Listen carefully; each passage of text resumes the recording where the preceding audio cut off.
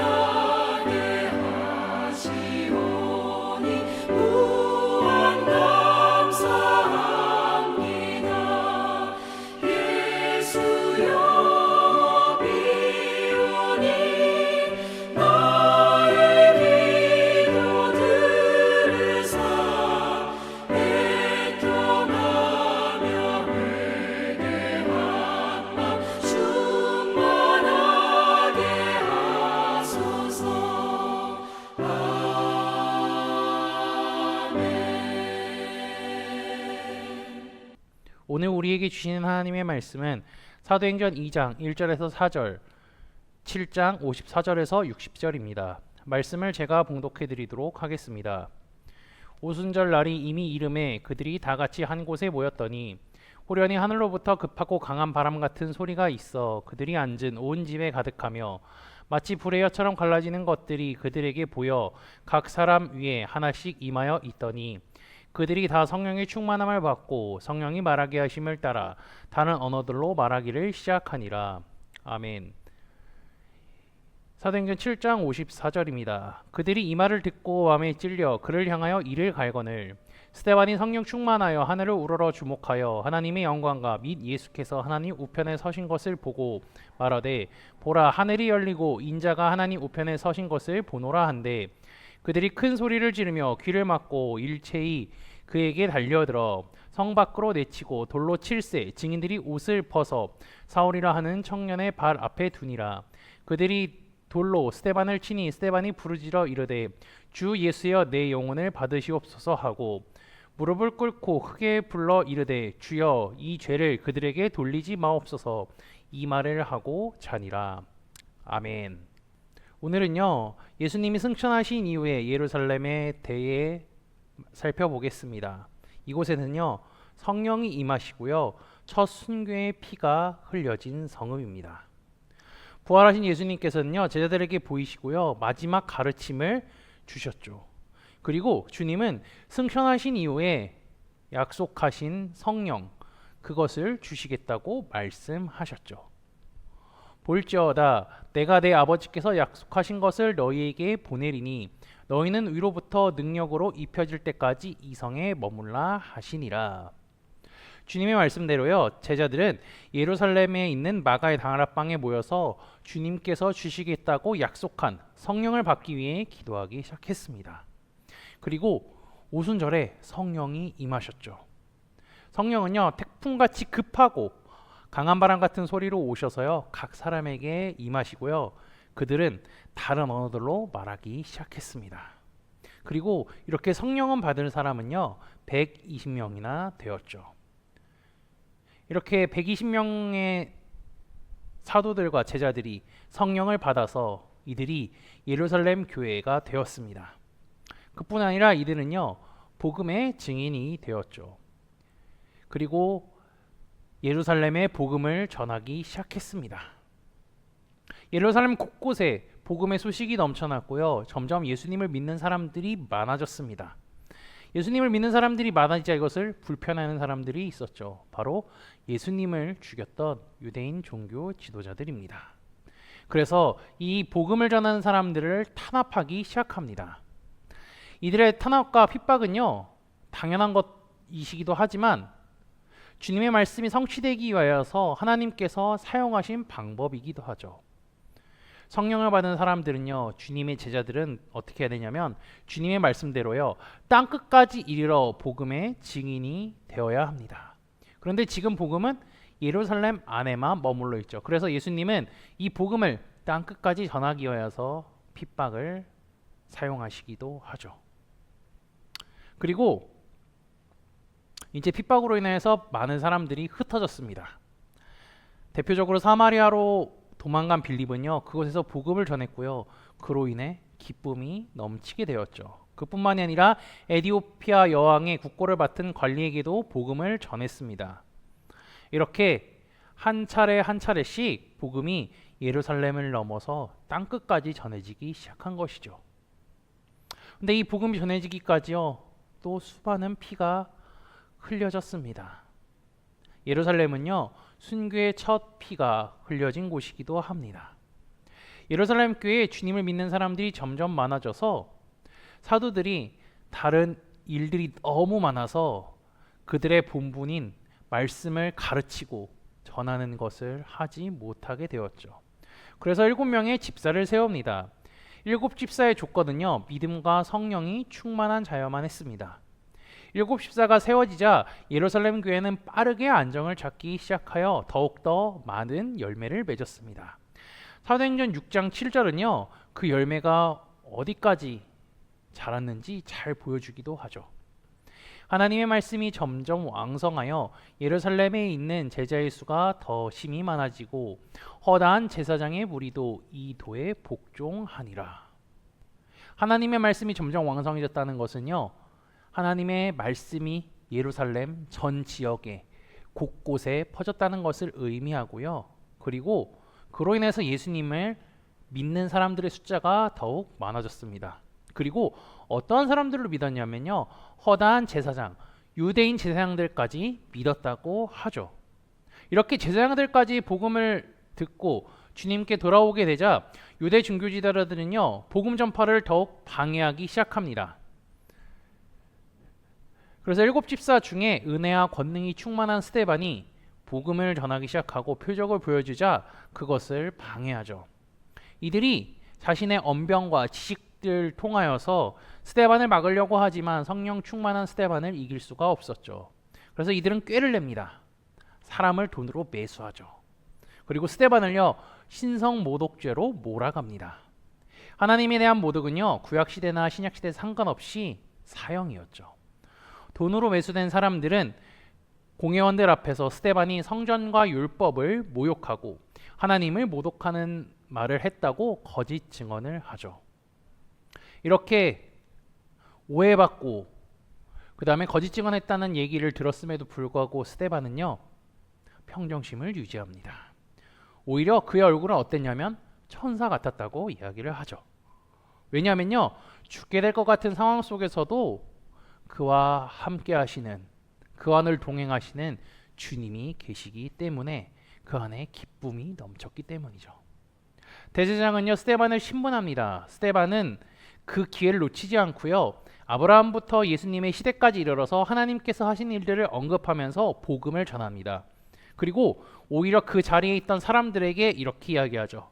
너희들이 하나님께서 보내신 예수님을 죽였다.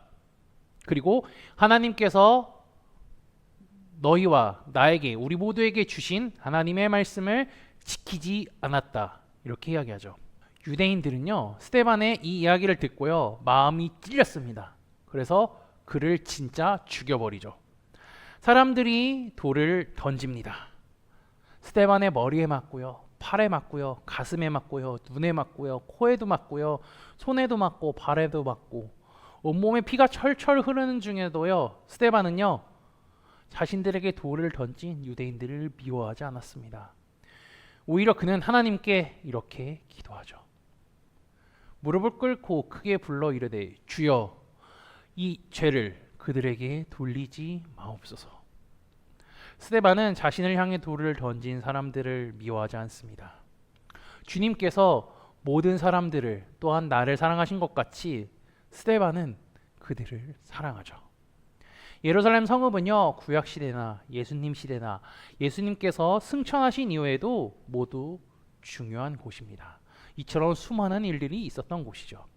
성령이 임하셨고요 순교의 피가 흘렸던 곳, 첫 순교의 피가 흘렸던 곳이 바로 이 예루살렘입니다. 주님은요 그런 예루살렘 성읍을 사랑하라고 합니다. 그곳을 위하여 평안을 구하라고 합니다. 이 예루살렘을 사랑하시고요 그곳을 위하여 평안을 구하며 살아가는 코너스톤 믿음의 형제자매들이 되시기를 주님의 이름으로 축복합니다. 다 함께 찬송가 505장 찬양하시겠습니다.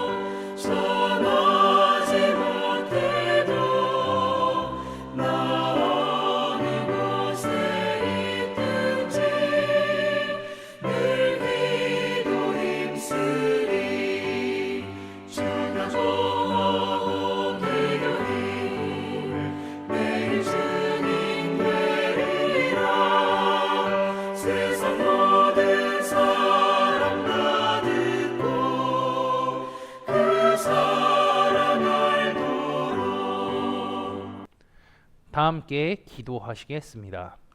오늘 하루도 하나님의 은혜로 살아가게 하심에 감사합니다. 변덕스러운 날씨가 이어지지만 그런 상황에도 감사할 수 있는 믿음을 주시고 숨을 쉬고 주님을 찬양하며 말씀을 듣고 볼 수 있는 은혜를 주시는 하나님께 감사하는 하루가 되게 인도하여 주옵소서. 예루살렘에서는 주님의 약속하신 성령이 제자들에게 임했습니다. 예수님께서 승천하시고 선물로 주시겠다고 하신 성령이 임하신 것이죠. 주님의 말씀이 그대로 이루어졌을 뿐더러 그곳에 교회가 세워졌습니다. 복음을 전하는 센터가 되었습니다.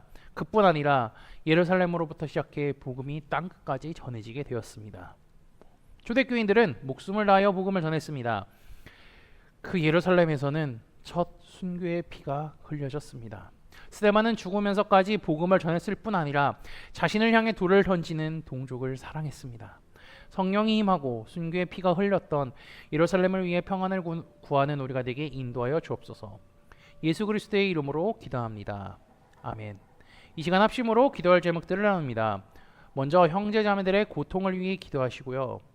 복음을 듣고 구원받는 사람이 많아지기를 위해 기도하시기 바랍니다. 그리고 지난주에 들었던 말씀을 기억하며 기도하시고 교회를 이끌어 가시는 담임 목사님과 사역자들을 위해 기도해 주시기 바랍니다.